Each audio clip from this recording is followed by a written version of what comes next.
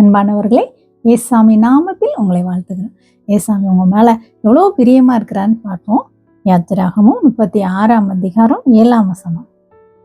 செய்ய வேண்டிய எல்லா வேலைகளுக்கும் போதுமான பொருட்கள் இருந்ததும் அல்லாமல் அதிகமாயும் இருந்தது.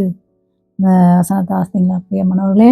மோசேங்கிற பக்தன் ஜனங்களோடு கூட, ஆண்டவருடைய ஜனங்களோடு கூட கர்த்தர் வாசம் பண்ணுகிறதற்கு ஒரு இடத்தை ஆயத்தம் பண்ண வேண்டும் என்று பிளான் பண்ணி வேலையை வச்சிட்ருக்கு. அதுக்காக அநேக ஜனங்கள் அவங்ககிட்ட இருந்த எல்லா பொருட்களையும் கொடுத்தாங்க. அதை வச்சு அந்த வேலைகளை நடத்தினார்னு பார்க்குறோம். இந்த வசனத்தை பார்த்தீங்கன்னா, செய்ய வேண்டிய எல்லா வேலைகளுக்கும் போதுமான பொருள் இருக்கிறது அல்லாமல் அதிகமாக இருந்தது.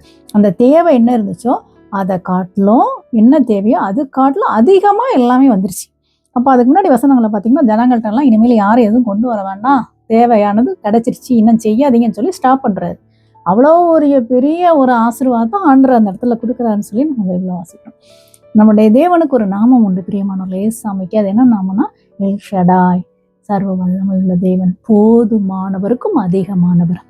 நம்மளுக்கு என்ன தேவையோ அதை காட்டிலும் அதிகமாக செய்கிற தேவன். அப்படித்தான் அந்த நடந்த காரியத்தில் நடந்தது என்று பைபிளில் வசனம் சொல்லுது பிரியமானவர்களே. என்று இந்த நிகழ்ச்சியை பார்க்குற நீங்கள் கூட அவங்க வாழ்க்கையில் உள்ள தேவைகளை நினைத்து சோர்ந்து போயிருக்கலாம். பிள்ளைய படிப்புக்கு எனக்கு இவ்வளோ வேணுமே, அதனுடைய எதிர்காலத்துக்கு இவ்வளோ வேணும், திருமணத்துக்கு இவ்வளோ வேணும், என்னுடைய வாழ்க்கைக்கென்று வாழ்வாதாரத்துக்கு இவ்வளோ வேணும். இப்படி ஒவ்வொரு நாளும் என்னுடைய தேவைகள் அதிகமாக இருக்கிறது, ஆனால் எப்போது பார்த்தா என் வாழ்க்கையில் ஒரு பற்றாக்குறையாகவே இருக்கிறது என்று நீங்கள் அந்த நாட்களில் நானும் என்னென்ன வேலையோ செய்து முயற்சி பண்ணி பார்க்குறோம். வீட்டில் எல்லாரும் ஒரு வேலை பார்க்குறோம், ஆனாலும் இந்த தேவைகள் சந்திக்கப்படாமல் மாத கடைசி ஆனால் ஒரு பற்றாக்குறையோடு இருக்கிறோம். பிள்ளைகளுக்கு தேவைப்படுது, யார்ட்டையாவது கடன் வாங்க வேண்டியிருக்கு.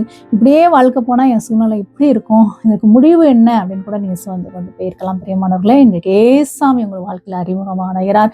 நீங்கள் யாராக இருந்தாலும் சரி, உண்மை மனதோடு அவரை நம்பி வேண்டுங்க. ஏசாமி நீங்கள் போதுமானவருக்கு அதிகமாக நீங்கள் தருவீங்கன்னு சொல்கிறாங்க, நான் உங்களை நம்புகிறேன், நீங்கள் எனக்கு செய்யுங்க, இந்த பற்றாக்குறை மாறணும் சொல்லி உங்கள் வேலையை செய்கிறதுக்கு முன்னாடி தினம் காலையில் எழுந்திரிச்சோடனே ஏசாமின்னு அவர் நாமத்தை நீங்கள் சொல்லி, உங்கள் வேலையெல்லாம் இருக்குது, இன்றைக்கி இவ்வளோ தேவை இருக்குது, வேலையில் ஆசீர்வாதத்தை கொடுங்கன்னு சொல்லி நீங்கள் மிச்சம் எடுக்க வைங்க சுவாமின்னு அவரை மனசார நம்பி அவர் நாமத்தை சொல்லி வேண்டிட்டு உங்கள் வேலையை செய்யுங்கள். நிச்சயமாக இந்த மாதத்தில் ஒவ்வொரு மாதத்துலையும் ஒரு அற்புதத்தை பார்ப்பீங்க. நைட்டு படுக்கிறதுக்கு முன்னாடி ஜெபமனத்தில் என்ன பரவாயில்ல, ஏசாமி இன்றைக்கி எங்கள் வேலையை கொடுத்தீங்க, எனக்கு சம்பளத்தை கொடுத்துருக்கீங்க, இன்றைக்கி வருமானத்தை கொடுத்துருக்கீங்க, நன்றி சுவாமியை சொல்லுங்கள். சம்பள கவர் நீங்கள் வாங்குறதா இருந்தால் அதை ஏசாமிகிட்ட முழங்கால் போட்டு ஒரு நிமிஷம் ஆண்டவரே இதை ஆசீர்வதிங்கன்னு சொல்லி அதில் வச்சு ஆசீர்வாதத்தை இயேசுவி நாமத்தை சொல்லி நீங்கள் ஆசீர்வதிச்சு செலவழிங்க. நிச்சயமாக மீதியான துணிக்கைகளை மிச்சத்தை ஆண்டவர் எடுக்க வச்சு அந்த பத்தாக்குறை நிலைமை எல்லாம் மாற்றுவார் பிரியமானவர்களே. இங்கே வசனம் சொல்லுது, நான் வேண்டிக் கொள்வதற்கும் நினைப்பதற்கும் மிகவும் அதிகமாக என்னுடைய தேவன் கிரியை செய்கிறார் என்று வசனம் சொல்லுது. நீங்கள் என்ன நினைக்கிறீங்க? எனக்கு இவ்வளோ மிச்சம் இருந்தால் போதும் நினைக்கிறீங்களா? என்ன ஆண்டவர்கிட்ட வேண்டிக் கொள்றீங்க? அதற்கும் மிகவும் அதிகமாக ஆண்டவர் உங்களை செய்ய போகிறார். அதான் ஏசாமி. அதனால நம்பிக்கையோடு சுவாசத்தோடு வேண்டுங்க. ஏசாமின்னு அவர் நாமத்தை சொல்லி, ஒருவேளை நீங்கள் ஏசாமியை அறிஞ்சவங்களா இருந்தால் கூட, அப்படிப்பட்ட ஒரு சூழ்நிலை இருந்தால் கூட ஆண்டவர் சொல்லுகிறார், நீயோ கடன் வாங்காதிருப்பாய், அநேக ஜனங்களுக்கு கடன் கொடுப்பாய். அப்படிதான் நம்ம தேவன் நம்மளை ஆசீர்வதிக்கிறார் பிரியமானவர்களே. அதனால நீங்கள் அந்த வசனத்தெல்லாம் சொல்லி மனசார ஆண்டவரத்தில் விசுவாசத்தோடு வேண்டுங்க. ஆண்டவரே நான் கடன் வாங்க மாட்டேன், நீங்கள் என்னை ஆசீர்வதிச்சு கொடுங்க, நான் உன்னை ஆசீர்வதிக்கவே ஆசீர்வதிப்பேன், உன்னை பெருகவே பெருக பண்ணுவேன்னு ஆண்டவர் சொல்லியிருக்காருல்ல.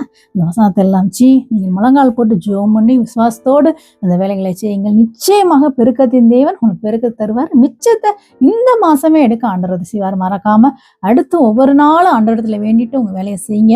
நைட்டு ஆண்டவருக்கு நன்றி செலுத்திட்டு படுங்க, பெரிய ஆசீர்வாதத்தை பார்ப்பீங்க. சூழ்நிலை மாறும். நம்பிக்கையோட நடுக்கோட சேர்ந்து ஜெபம் பண்றீங்களா? அன்புள்ள சுவாமியை நிகழ்ச்சி பார்த்து கொண்டிருக்கிற அன்பு பிள்ளைகளுக்காக இடத்துல வேண்டுகிறோம் சுவாமி. தேவையை நினைத்து சோர்ந்து போய் ஒவ்வொரு நாளும் என் வாழ்க்கை இப்படி போகுதேங்கிற பிள்ளைகிட்ட நீங்கள் பேச இருக்கிறீங்க.